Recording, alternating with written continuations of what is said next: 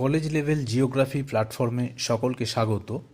বিভিন্ন বিশ্ববিদ্যালয়ের সিক্সথ সেমিস্টারে পঠরত সমস্ত ছাত্রছাত্রীদের হ্যাজার্ড ম্যানেজমেন্ট বিষয়টিকে আলোচনা করার জন্য আজ থেকে শুরু করছি বিষয়ভিত্তিক ধারাবাহিক ক্লাস শুরু করার আগে ছাত্রছাত্রীদের উদ্দেশ্যে বলবো, দুর্যোগ ব্যবস্থাপনা সংক্রান্ত প্রতিটি বিষয়কে যাতে তোমরা সহজে বুঝতে পারো সেজন্য তোমরা একটা খাতা ব্যবহার করো, যাতে অজানা এবং গুরুত্বপূর্ণ তথ্যগুলিকে লিখে রাখবে, কারণ এগুলো পরবর্তীকালে তোমাদের পরীক্ষায় বিভিন্নভাবে সাহায্য করবে। যতদূর জানি হ্যাজার্ড ম্যানেজমেন্টের ওপরে নিউ সিলেবাসে কোনো বই বাজারে এখনও বেরোয়নি, তবে চিন্তার কিছু নেই। নবোদয় পাবলিকেশন থেকে এই মাসেই দুর্যোগ ও বিপর্যয় ব্যবস্থাপনা শিরোনামে আমার গ্রন্থখানি প্রকাশ হতে চলেছে। প্রত্যেকটা বিষয় সিলেবাস ধরে এখানে পুঙ্খানুপুঙ্খভাবে আলোচনা করা হয়েছে। বইটার অনেক তথ্য অবশ্যই আমি এখানে দেওয়ার চেষ্টা করব। তো চলো আমরা ফিরে আসি আজকের মূল ক্লাসে। হ্যাজার্ড ম্যানেজমেন্টের ইউনিট 1 এর সিলেবাস শুরু হয়েছে কনসেপ্ট দিয়ে। আজকে আমি দুর্যোগের প্রাথমিক ধারণার ওপর তোমাদের কাছে আলোকপাত করব। তাহলে চলো জেনে নিই কোন কোন বিষয় আমরা আজকে এখান থেকে জানতে পারবো। আজকের ক্লাসে মূলত 3টে বিষয়কে আমরা জানার চেষ্টা করব: দুর্যোগের ধারণা, দুর্যোগের সংজ্ঞা এবং দুর্যোগের প্রকৃতি বা বৈশিষ্ট্য সম্পর্কে। স্মরণাতীত কাল থেকেই প্রতিটি দুর্যোগ মানুষের কাছে যেন এক চিরন্তন সঙ্গী। প্রাকৃতিক উপাদানগত পরিবর্তন কিংবা মানুষের বহুমুখী কাজকর্মের পরিণামস্বরূপ প্রায় সমস্ত মানুষকেই অনাকাঙ্ক্ষিত দুর্যোগগুলির সম্মুখীন হতে হয়। প্রকৃতি থেকে নেমে আসা বিভিন্ন দুর্যোগের ভয়াল সংকেত অনেক সময় মানুষের অজ্ঞতাবশত বিপর্যয়েও উপনীত হয়। এখন তাহলে একটি প্রশ্ন খুব স্বাভাবিকভাবেই উঠে আসে, এই দুর্যোগ কি? খুব সহজ ভাষায় বলতে গেলে দুর্যোগ হলো একটি নেতিবাচক প্রভাব বিস্তারকারী ঘটনা। আবির্ভাবের ক্রান্তিলগ্ন থেকেই প্রকৃতির একাধিক রোষানলের সঙ্গে মানুষের পরিচিতি ঘটেছে। তোমরা সকলেই জানো, তৎকালীন অসহায় মানবগোষ্ঠীর কাছে প্রবল ঝড়, বৃষ্টি, বন্যা, খরা, ভূমিকম্প, অগ্ন্যুৎপাত, দাবানল সহ একাধিক ঘটনাগুলো ছিল অত্যন্ত দুর্বোধ্য এবং ভীতিকারক। তৎকালীন এই ধরনের প্রতিকূলতাগুলি ছিল এক একটি দুর্যোগের বিভীষিকা রূপ। অবশ্য পৃথিবীতে মানুষের বেঁচে থাকার তাগিদ তথা নিরন্তর জীবন সংগ্রাম ধীরে ধীরে এই সমস্ত প্রাকৃতিক দুর্যোগগুলিকে কাটিয়ে ওঠার উপযোগী হয়ে ওঠে এবং মানব সভ্যতার স্তম্ভ বিকশিত হয়। মানুষ কিন্তু প্রকৃতির এই চরম ঘটনাগুলোতে কখনো অসহায়ভাবে নিজেদের আত্মসমর্পণ করেছে, আবার কখনো কখনো এই সমস্ত চরম ঘটনাগুলিতে নিজেদের প্রতিরোধমূলক জয় এনে অস্তিত্বের বিভিন্ন কৌশল অর্জন করে নিয়েছে। মানুষ তাই আজ নিজেই উপলব্ধি করেছে সৃষ্টি, দুর্যোগ, বিপর্যয়, ধ্বংস এগুলি জীবনেরই অবিচ্ছেদ্য অঙ্গ। অনেক ক্ষেত্রেই দুর্যোগ ও বিপর্যয় শব্দ দুটিকে পরস্পরের সমার্থক রূপে বিবেচনা করা হয়। এখানে দুর্যোগ এবং বিপর্যয়ের সুস্পষ্ট ধারণা আমরা আলাদা আলাদাভাবে জানার চেষ্টা করব। তোমরা সকলেই জানো, দুর্যোগের ইংরেজি প্রতিশব্দ হ্যাজার্ড কথাটি প্রাচীন ফরাসি কিংবা আরবি শব্দ আজ জাহার থেকে উদ্ভূত, যার দ্বারা চান্স বা দৈবাৎ কোনো কিছু ঘটা, অ্যাজ ইট হ্যাপেন্স ঘটনাচক্রে, নয়তোবা লাক বা অদৃষ্টকেই বোঝানো হয়ে থাকে। তবে সম্প্রতি পরিবেশ ব্যবস্থাপনার সৌজন্যতায় এবং ডিজাস্টার ম্যানেজমেন্টের আলোচনাগত পরিসরে হ্যাজার্ড শব্দটিকে ন্যাচারাল হ্যাজার্ড রূপেই বেশি আখ্যায়িত করা হয়ে থাকে। এবার চলে আসি দুর্যোগের বিভিন্ন সংজ্ঞায়। অতি জনপ্রিয় কেমব্রিজ ইংলিশ ডিকশনারিতে দুর্যোগের যে সংজ্ঞা দেওয়া হয়েছে তা হলো something that is dangerous and likely to cause damage, অর্থাৎ এমন কিছু যা বিপজ্জনক এবং সম্ভাব্য ক্ষতির কারণ, তাই হলো দুর্যোগ। অন্যদিকে www.dictionary.com বলা হয়েছে an unavoidable danger or risk even through often forcible। এবার চলে আসি কিছু ভৌগোলিকদের সংজ্ঞায়। মার্কিন যুক্তরাষ্ট্রের বিখ্যাত ভৌগোলিক জি.এফ. হোয়াইটের নাম সকলেই প্রায় শুনে থাকবে। তো তিনি দুর্যোগের সংজ্ঞায় বলেছিলেন, দুর্যোগ হলো বিভিন্ন সামাজিক, জৈবিক ও প্রাকৃতিক আন্তঃক্রিয়ার প্রভাব। এই সংজ্ঞাটিকে তিনি 1974 খ্রিস্টাব্দে তাঁর natural hazards local national global গ্রন্থে উল্লেখ করেছিলেন।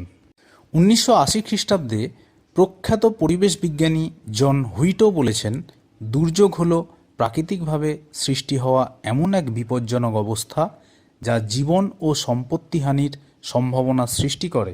1983 খ্রিস্টাব্দে পিজি মোর কেমব্রিজ বিশ্ববিদ্যালয়ে প্রকাশিত বিজনেস অফ রিস্কে দুর্যোগ সম্পর্কে বলেছেন, পরিবেশ, ধনসম্পত্তি এবং প্রাণহানিকারক ঝুঁকি প্রাবল্যতা বা সম্ভাব্যতা রূপে এর যথেষ্ট অবদান রয়েছে।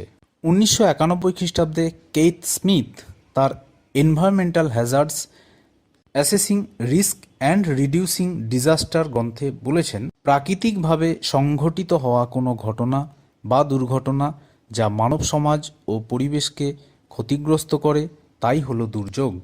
2004 খ্রিস্টাব্দে কলকাতা বিশ্ববিদ্যালয়ের অন্যতম প্রথিতযশা অধ্যাপক ডক্টর সুভাষ রঞ্জন বসু বলেছেন, দুর্যোগ এমন একটি প্রকৃতিকেন্দ্রিক ভূতাত্ত্বিক বা ভূমিরূপগত পদ্ধতির অভ্যন্তরীণ কিংবা বাহ্যিক বিশেষ পরিস্থিতি তার সাথে অল্প বিস্তর ক্ষয়ক্ষতি সম্পর্কযুক্ত।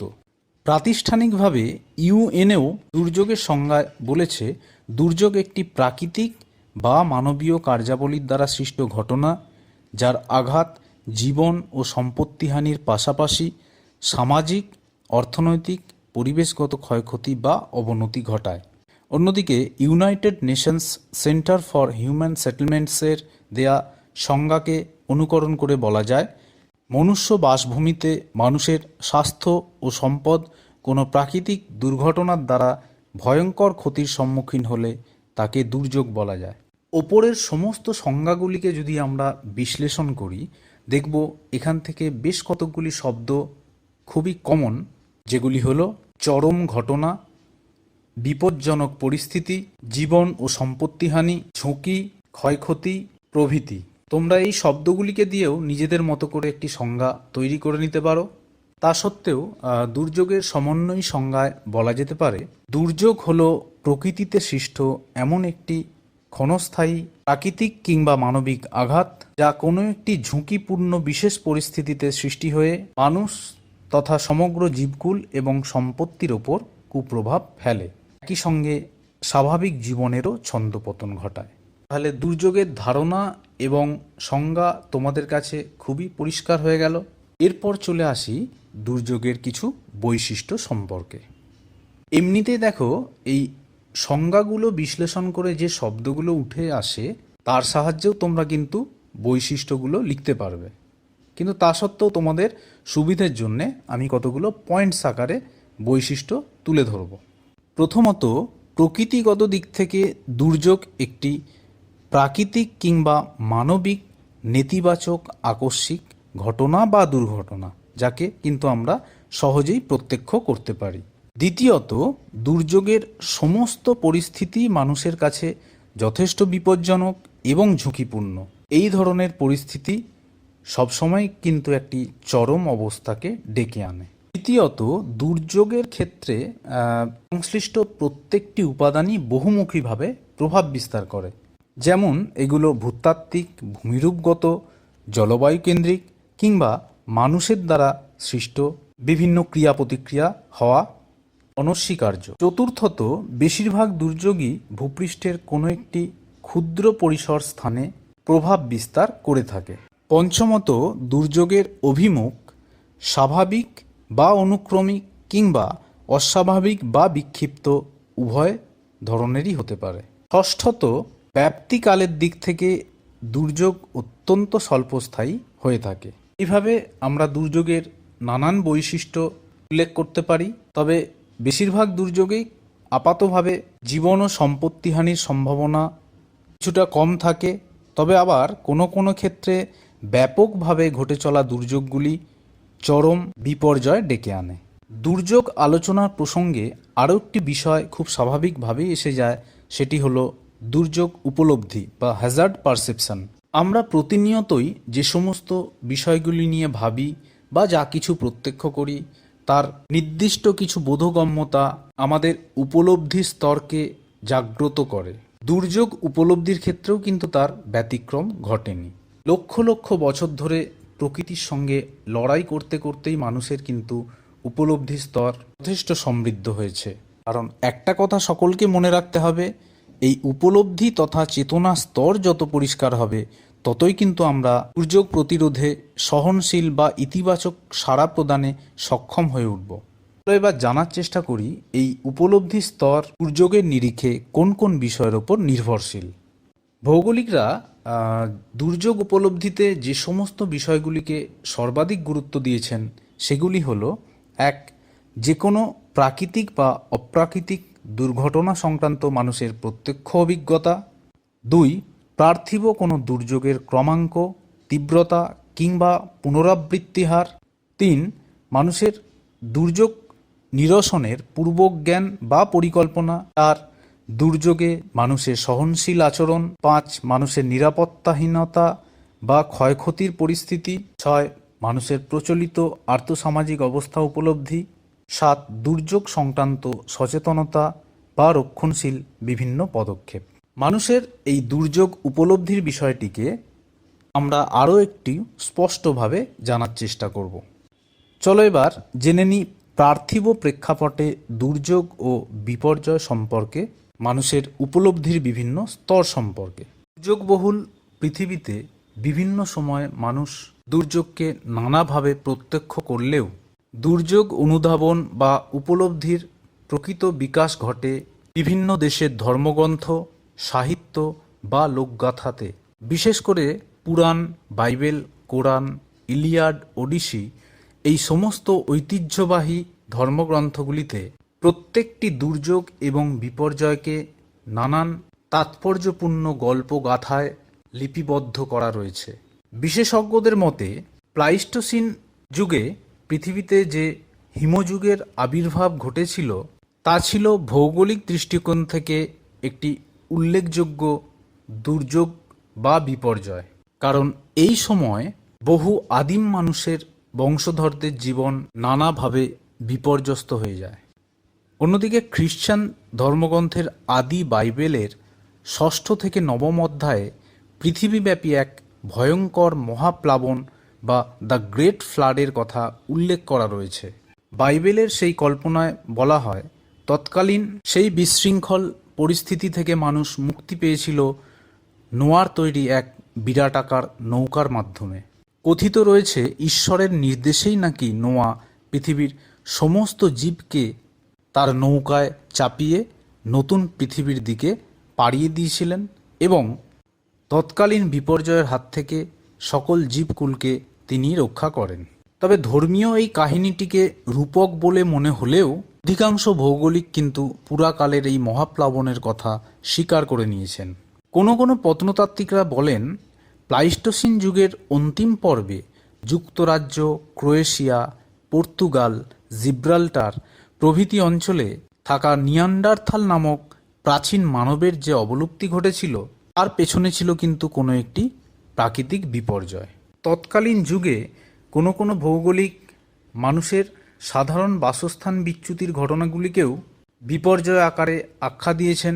প্রাচীন ইউরোপে পৃথিবীকেন্দ্রিক যে মহাবিশ্ব তত্ত্ব জনপ্রিয় হয়ে উঠেছিল সেখানেও কিন্তু কোনো দুর্যোগ বা বিপর্যয় নির্ধারণে গ্রহ নক্ষত্রকে বিশেষভাবে বিচার করা হতো এবং যার ফলে কিন্তু তৎকালীন সময়ে এই ধরনের আকস্মিক ভয়াবহ ঘটনাগুলিকে অ্যাক্ট অফ গড মনে করা হতো এবং যার ফলেই পরবর্তীকালে ফ্রান্স সহ ইউরোপের বেশ কিছু দেশে অশুভ কোনো নক্ষত্র বা ডিসএস্টর্ন এ নির্দেশ করা হতো। পরবর্তীকালে এই ধারণাটি বিপর্যয়ের আলোচনায় বিশেষ গুরুত্ব পায়। প্রায় 4300 খ্রিস্টপূর্বাব্দে দক্ষিণ পশ্চিম এশিয়ার ইউফ্রেটিস ও টাইগ্রিস নদী তীরবর্তী অঞ্চলে যে প্রথম ও প্রাচীন মেসোপটেমিয়া সভ্যতার বিকাশ ঘটেছিল তার বেশ কিছু অংশের পতনের কারণ ছিল কোনো না কোনো একটি দুর্যোগ। বিশেষ করে এক্ষেত্রে অধিকাংশ ভৌগোলিক দুর্যোগরূপী স্বল্প বৃষ্টিপাতজনিত আবহাওয়াকেই দায়ী করেছেন। তবে আধুনিক বিপর্যয়ের অন্যতম লিখিত ইতিহাস আমরা পেয়েছি 89 খ্রিস্টাব্দে ইতালির কাম্পানিয়া অঞ্চল থেকে। কারণ সেই সময় রোমের ছোট্ট শহর পম্পেইতে ভিসুভিয়াস আগ্নেয়গিরি থেকে যে 2 দিন বীভৎস লাভা প্রবাহ ঘটেছিল তার প্রভাবে পুরো শহরটাই প্রায় 60 ফুট পাইরোক্লাস্ট এবং অন্যান্য তরল লাভা জাতীয় পদার্থে ঢেকে গিয়ে পুরো শহরটাকে ধ্বংস করে দেয়। 1257 খ্রিস্টাব্দে ইংল্যান্ডের রানী ইলেনরের অপ্রত্যক্ষদর্শিতার জন্যই প্রাচীন ইংল্যান্ডের নটিংহ্যাম শহরে কয়লা পোড়ানোর বিষাক্ত ধোঁয়ায় সেখানকার শত শত মানুষ অসুস্থ হয়ে পড়ে, যার ফলস্বরূপ ইংল্যান্ডের প্রাচীন বিপর্যয় তালিকায় ওই ঘটনাটি বিশেষভাবে স্থান পায়। তৎকালীন সেই ঘটনা একদিকে রানী ইলেনরকে ক্ষমতাচ্যুত করে, তেমনি এই ঘটনার 50 বছরের মধ্যে ব্রিটিশ যুক্তরাজ্যে আধুনিক পরিবেশ সম্বন্ধীয় নানান নীতি প্রবর্তিত হয়। 1346 থেকে 1353 খ্রিস্টাব্দের মধ্যে ইউরোপ ও এশিয়ায় কালো ইঁদুর এবং এক ধরনের মাছির মধ্যে দিয়ে যে ব্ল্যাক ডেথ মহামারী আকারে ছড়িয়ে পড়ে, তাতে তৎকালীন ইউরোপ ও এশিয়া মিলিয়ে প্রায় 100 থেকে 200 মিলিয়ন মানুষ মারা যায়। এই ঘটনার পরবর্তী 500 বছর পর ইংল্যান্ডে প্রথম নাগরিক স্বাস্থ্য পরিষেবার আইন প্রচলিত হয়। তাহলে আমরা দেখতে পাচ্ছি যে মানুষের দুর্যোগের বা বিপর্যয়ের উপলব্ধির নানান স্তর একদিকে মানুষকে বিভিন্নভাবে সচেতন করেছে, তেমনি মানুষের নিরাপত্তা তথা নিজেদের বেঁচে থাকার পরিসরকে অক্ষুণ্ণ রাখতে দুর্যোগ সচেতনতা একটি তাৎপর্যপূর্ণ ইঙ্গিত হয়ে দাঁড়ায়। এইভাবে বিশ্বব্যাপী নানান দুর্যোগ ও বিপর্যয়ের ধ্যান ধারণা 1990-এর দশককে রাষ্ট্রপুঞ্জ আন্তর্জাতিক প্রাকৃতিক বিপর্যয় লঘূকরণ দশক হিসাবে স্বীকৃতি দিয়ে বিশ্বের সমস্ত জনসাধারণের মধ্যে দুর্যোগ সচেতনতা বাড়ানোর চেষ্টা করেন। সম্প্রতি নবোদয় পাবলিকেশন থেকে প্রকাশিত দুর্যোগ এবং বিপর্যয় ব্যবস্থাপনামূলক গ্রন্থটিতে অধ্যায়ভিত্তিক প্রত্যেকটি বিষয়গুলিকে ভালোভাবে ব্যাখ্যা করা রয়েছে। তো আজকের ক্লাস এই পর্যন্ত। আবার পরবর্তী ক্লাসে নতুন একটি টপিক নিয়ে আমি চলে আসব। আর ছাত্রছাত্রীদের বলবো তোমরা প্রতিদিনকার টপিক ধরে এক একটি বিষয়ের পড়া সেরে রাখবে। সকলে ভালো থেকো এবং আমার ক্লাসগুলোকে ফলো করো। ধন্যবাদ।